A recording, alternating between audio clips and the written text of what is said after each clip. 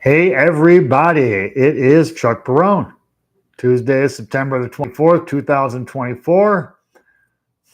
Another wild day, guys. Records falling in the stock market. Isn't it crazy how we've been having this paradox thing going for some time now, where the stock market just keeps rocketing up, indicating the economy is doing well. At the same time, a huge majority of consumers feel like the economy is just plain dog shit. That's just the weirdest thing ever where you get a piece of good news, then the next day you get a piece of worse news, bad, terrible news. It's just like, I don't know, there's just really no, in my mind, it's 50-50. Things could go either way in these markets. The market's really optimistic, pricing in big rate cuts coming for the rest of this year. Stock market just lapping that up. Real estate actually starting to tick a little bit. The dollar takes a pretty good pounding today. Very strange doings, guys. Anyway, before I get rolling, let me take a half a second. Welcome everybody to the show as always. Thank all of you guys on the chat, guys on watching the video. Hey, Jordan's on today. Nice. Thanks all of you guys for your support for the show. Much appreciated. All right, so let's talk about these markets today. Records falling, records going down. The Dow up 83 points, 42,208 on the Dow. The NASDAQ up 100 points, 18,074. I think that's a new real record for the NASDAQ. The S&P does set another record, up 14 points today. Now, it set the record yesterday. Today was just another update, but nonetheless, another record, 5,732 on the S&P 500. So, guys, this rally, it's broad, man. You got the narrowest index, the Dow, pretty close to record. You got the NASDAQ record, S&P 500 stocks record. So the stock market certainly pointing to good times coming, good economic times, I should say, right? That's what the stock market's telling us. Very weird, right? So the bond market today, kind of strange. So the 10-year unchanged. No real action in the 10-year, sitting at 3.74%. The 2-year gets some buying today, falls 4 basis points, now sitting at 3.54%. So now we got the inversion corrected. The 10-year is higher than the 2-year, and now they're spreading out. Now it's 20 basis points separating them. I believe that's going to continue to get higher and higher as times move forward. Dollar today, down 56 basis points, took a shot today, sitting at 100.37 on the index. Come on, dollar, man. We got to stay above 100 here. I think that, the dollar obviously being moved by these rate announcements, the Fed kind of really forecasting what's coming. The market's taking that and just making it even bigger. The market's still seeing another 3/4 of a point getting cut this year. So there's a half a point in there somewhere in November or December and a 1/4 point the other month. However they do it, that's the way the market's playing it right now. Precious metals had a great day today. Gold and silver rally up nicely, sitting. Gold up $34.60. A great day for gold. $2,663.10 for an ounce of gold. An incredible number, guys. Wow. And silver finally has the day I've been looking for. Up $1.55, up $1.55, $32.27 for an ounce of silver. Now, hopefully, if silver has any days back down a little bit, there'll be enough support there where it can continue now. It's broken out above 30. Now we need it to hold that breakout. Okay, and that's where we're going to be watching on silver. Very good numbers on silver. Oil today up $1.06. $71.43 for a barrel of West Texas Intermediate. That's pretty much right where we expect oil to be, between 70 and 75. So there's really not much news there. Now that could change pretty quickly, guys. We got some real nastiness going on in the Middle East there. And even though America is now the world's largest oil producer, even bigger than the Saudis, go figure, um, if there's trouble over there, if this war widens out, if Israel's going to fight Hezbollah and Hamas at the same time, these are both the Iranian proxies, right? They're going to take both of those on. We might as well say it what it is. Israel's going to basically be in a war with Iran, and that can change the whole oil dynamic really, really quickly, guys. So let's see how it continues to go. Bitcoin today rallies up $944. 64,273 for Bitcoin.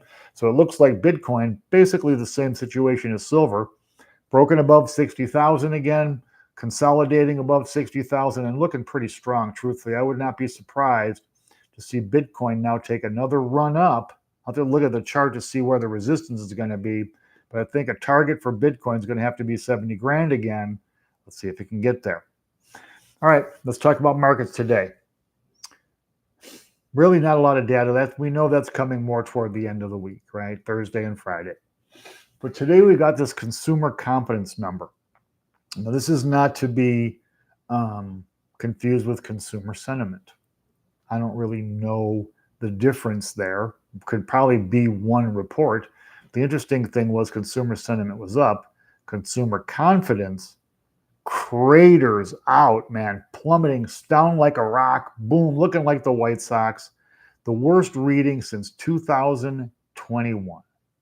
The index falls all the way down to 98.7 from 105.6 in August. So consumers over the last month feeling much more pessimistic about the economy, surprisingly, in the face of rate cuts. This is the biggest one-month decline since 2021. Economists, our friends, the geniuses, expected a reading on this of 104. So they missed pretty freaking badly, right? Guys, this is really bad, man. Before COVID in 2020, this number averaged about 128. So that's significantly higher than the 98 it is today.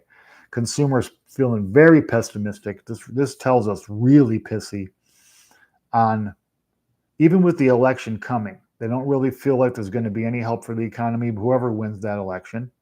They feel like the economy, the loser, whoever loses, is going to create chaos, no matter if the Democrats or the Republicans that lose. They think that after the election, there's going to be big trouble. They don't really feel good about the economy now. They don't feel good about the economy 6 months from now.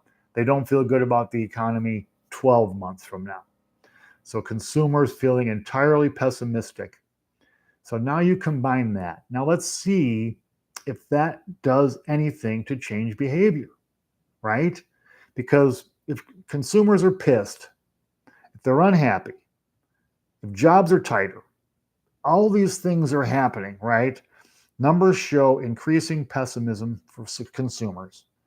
Now, ordinarily, in a normal world, which I'll freely admit we do not live in, okay, a consumer sentiment number like that would see a corresponding spike in savings. If people really felt like the worst was coming, they would do away with borrowing money. They would do away with spending except for the most absolute necessities, and they would save every freaking penny they could get, probably in gold and silver, start buying staples, rice and beans and canned goods and stuff that stays for a while. That's what people would be doing. Now we're going to see if they do, because consumer spending has just been going nowhere but up. Income's going up. So again, now you have this ultimate weird paradox, right? So if consumers are so unhappy and they really feel like the economy is crap and is going to continue to be crap at least for the next year, wouldn't they be stashing more money for that? Wouldn't they be like, okay, man, we know that I really feel like things are going to get bad. I really feel like things are tough. going to be tougher. The Fed's already tipping it that it's going to be a recession. Some people believe that, right? Stock market doesn't, but a lot of people do. So now let's see if this gets supported, this consumer confidence data we got today gets supported in any way, shape, or form by consumer behavior data. Because right now it just is not, it's not meshing. Consumers are pissed. They feel like the doom is around the corner, but it's not stopping them from spending money, man, and borrowing money to spend money. Very, very unusual, weird paradox there, right?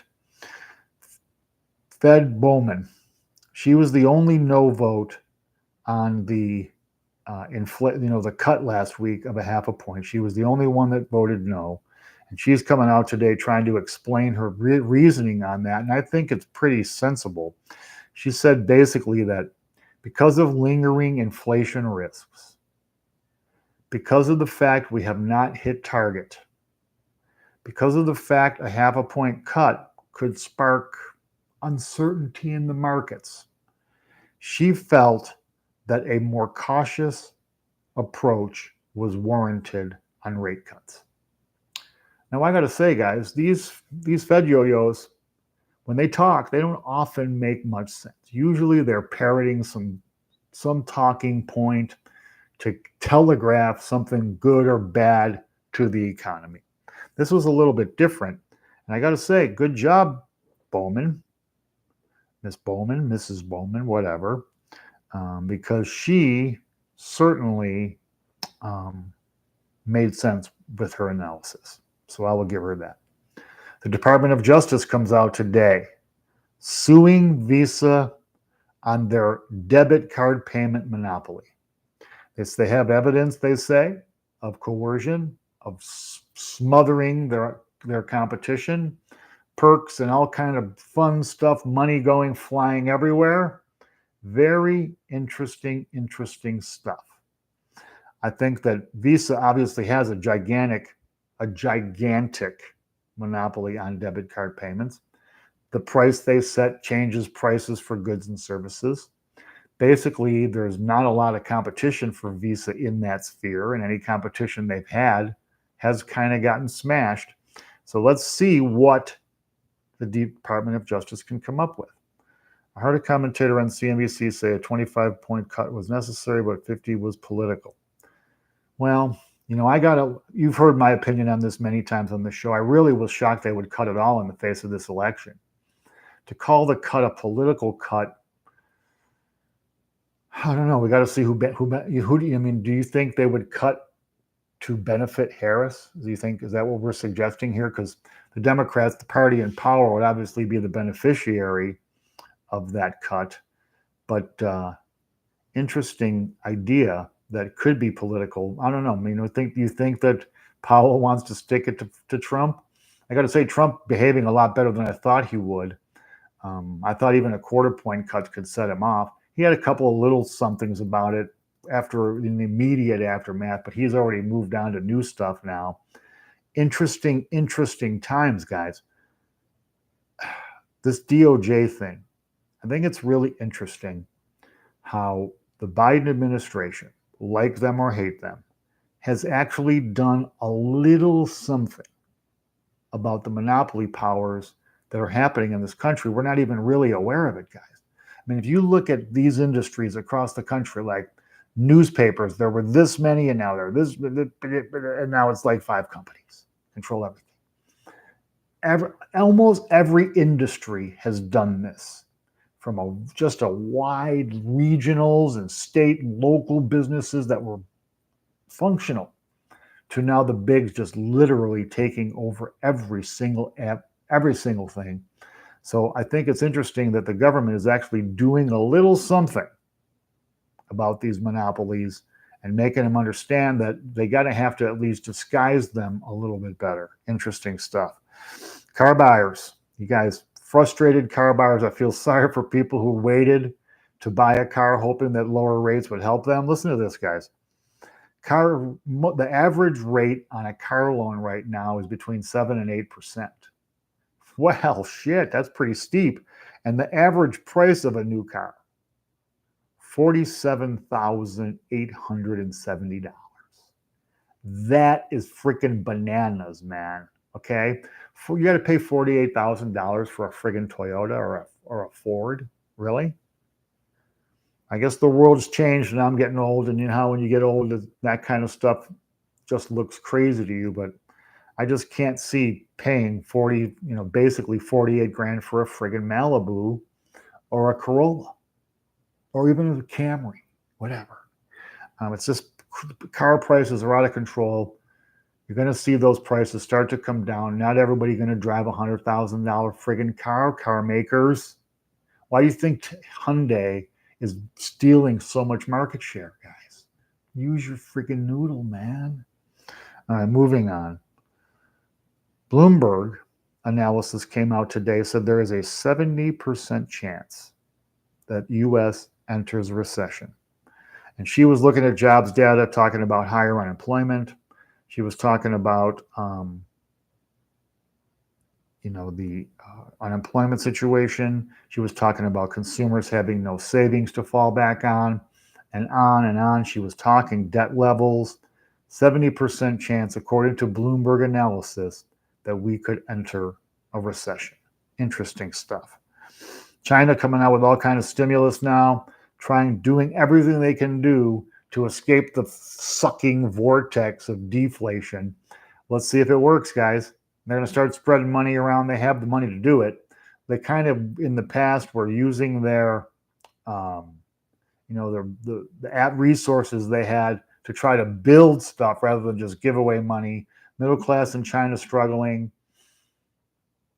It's going to be fascinating to see if they figure out a way, because I just don't know how much smarter the Chinese are than the Japanese. And it's going to be interesting to see if they can wriggle out of what Japan's been fighting for 30 friggin' years, man. They have still not really made it out of that 90s pain in the ass they got sucked into. So it's going to be fascinating stuff to see how China deals with all this stuff. Gold's continuing to rock and roll, guys. It's going to have an amazing return this year for gold investors. I can't remember the last time gold beat the stock market out. I mean, unless there was a market correction, the market actually went down. But when in a record year for the stock market, to see gold breaking records and actually outpacing the stock market is just something that's amazing to watch and see. And finally, guys, before I wrap it up today, I got to give you guys a little bit of humor. Have you guys heard of this new retarded trend called fridge-scaping? I guess people don't have enough to do with their time, or are just completely silly and crazy. But now this is the new trend. Decorating and arranging your refrigerator so it looks like, I don't know, a picture. The people are putting pictures. They're putting fruits in bowls in their refrigerators. They're arranging everything so it's only clear containers, and everything has to have a certain order. Guys, do people really not have anything to do?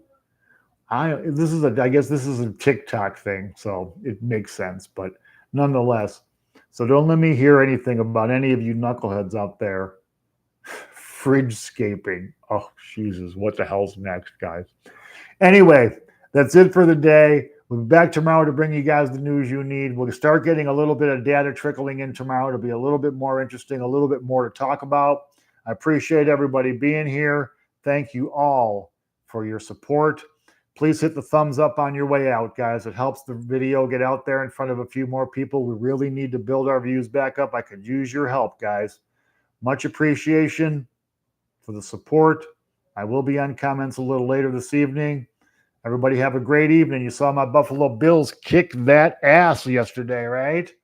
Anyway, guys, tomorrow's going to be a great day. I'll be here to bring you the news you need. Until then, everybody, take care. Thanks.